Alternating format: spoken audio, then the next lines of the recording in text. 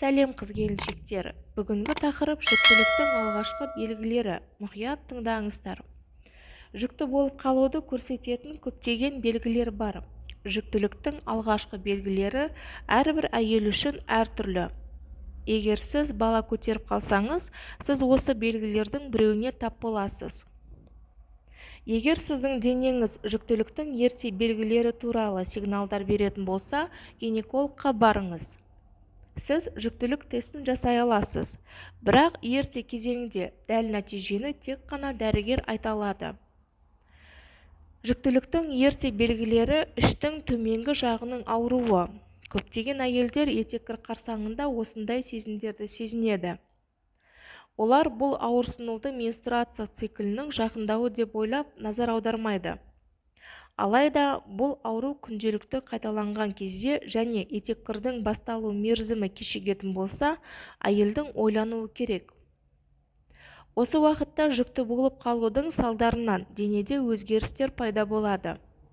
Іштің төменгі жағының ауруы жыныстық қатынастан кейін 3-ші немесе 4-ші күні басталады. Эндометрияға ұрықтанған жұмыртқаны енгізу процесіне тағы 2 күн қажет. Бірақ асқазанның ауруын әрдайым жүктіліктің белгілеріне жатқыза беруге болмайды. Нақты себебін білу үшін дәрігермен кеңескен дұрыс. Жиі ұйқы келу және шаршау. Бүгінгі күнде көптеген әйелдердің жұмыс күнінің аяғында шаршауы ешкімді таңғалдырмайды. Бірақ сіз бір апта бұрын демалуға уақыт тауып, күш-қуатыңызды қалпына келтіре алатын болсаңыз, жүктілік кезінде шаршағандық тек жинала береді. Егер таңертең ұйқыдан ояну қиынға соқса, күндіз жатып демалғыңыз келсе, бұл әйелдің гормоналды фонының өзгеруіне байланысты. Сондай-ақ дене температурасы сәл көтерілуі мүмкін. Омыраудың үлкеюі. Емізіктің диаметрі ұлғайып, түсі қараяды. Сөйтіп, омырау болашақ баланы тамақтандыруға дайындала бастайды. Бұл белгі жүкті әйелдердің 70%-ында кездеседі. Ол тек қана жүктілік туралы ғана емес, сондай-ақ жақында келе жатқан етеккір жайлы айтуы мүмкін. Жүрек айнуы. Токсикоз үшін нақты уақыт шектеулігі жоқ. Сондықтан жүрек айнуы кез келген әйелді күннің түрлі уақыттарында азаптай алады. Сонымен қатар, токсикоз бірнеше күн өткеннен кейін де бірнеше ай өткесінде пайда болуы мүмкін. Көптеген әйелдер жүрек айнуы шабуылдарын бұрын жақсы көретін иістер тудырды деп айтады. Жиі зар шығару. Әйелдер көбінесе бұл симптомды жүктіліктің 3-ші триместрінде байқайды. Ұрық үлкейіп, қуыққа қысым жасаған себебінен дәретханаға жиі барғысы келеді.